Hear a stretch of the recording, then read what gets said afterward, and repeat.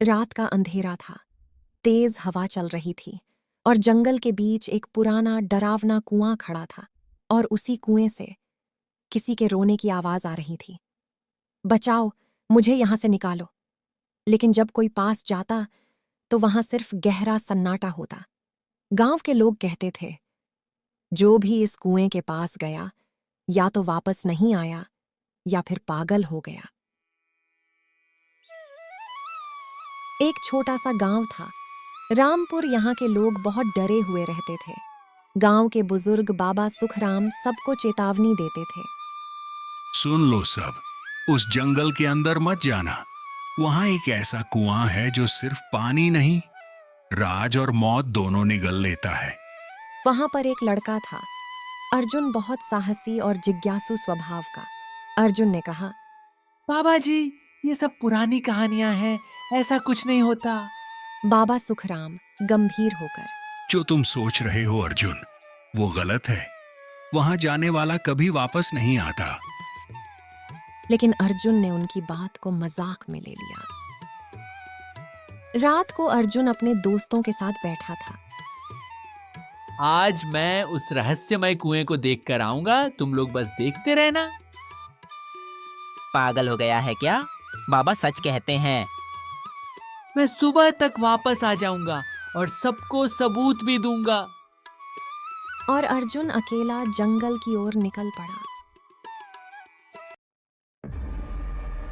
जंगल में अंधेरा और गहरा होता जा रहा था। हर तरफ अजीब आवाजें, कभी पत्तों की सरसराहट, कभी लगता कोई पीछे चल रहा है। थोड़ा डर लग रहा है, लेकिन मैं रुकूंगा नहीं।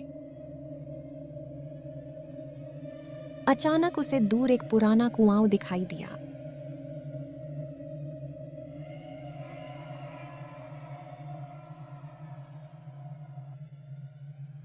कुआं बहुत पुराना था। उस पर एक पीपल का पेड़ झुका हुआ था। जैसे ही अर्जुन पास गया, अंदर से आवाज आई, बचाओ मुझे, बचाओ। एक औरत की आवाज आई। अर्जुन डर गया। फिर अर्जुन बोला, कौन है वहां? बाहर आओ। लेकिन कोई जवाब नहीं, सिर्फ हवा की आवाज। तभी अचानक एक बूढ़ा आदमी वहां आ गया। आप कौन हैं? यहाँ कैसे? मैं इस जंगल का रक्षक हूँ और तुम यहाँ नहीं आना चाहिए था। लेकिन इस कुएं में आखिर है क्या? बूढ़ा आदमी गहरी सांस लेता है और कहता है कि यह कुआं सिर्फ पानी का नहीं, यादों और आत्माओं का है। बहुत साल पहले यहाँ एक लड़की रहती थी, मीरा। मीरा रोज इसी कुएं से पानी लेने आती थी। एक दिन वह अचानक गायब हो गई। गांव के कुछ लोग कहते हैं कि वह यहीं खो गई। अर्जुन हैरान रह जाता है और हैरानी से कहता है कि तो क्या जो आवाज आती है वो मीरा की है? सच कोई नहीं जानता, लेकिन आवाज झूठ नहीं बोलती। अर्जुन तय करता है वह कुएं के अंदर जाएगा। मैं सच जानकर रहूंगा, मैं अंदर जाऊंगा। एक बार जो अंदर गया, वो वापस नहीं आया। अगर कोई मदद के लिए रो रहा है तो मैं डर नहीं सकता। अर्जुन रस्सी के सहारे कुएं में उतरता है। अंदर गहरा अंधेरा, गीली दीवारें, अजीब आवाजें। बचाओ मुझे, बचाओ। मीरा, तुम कहाँ हो?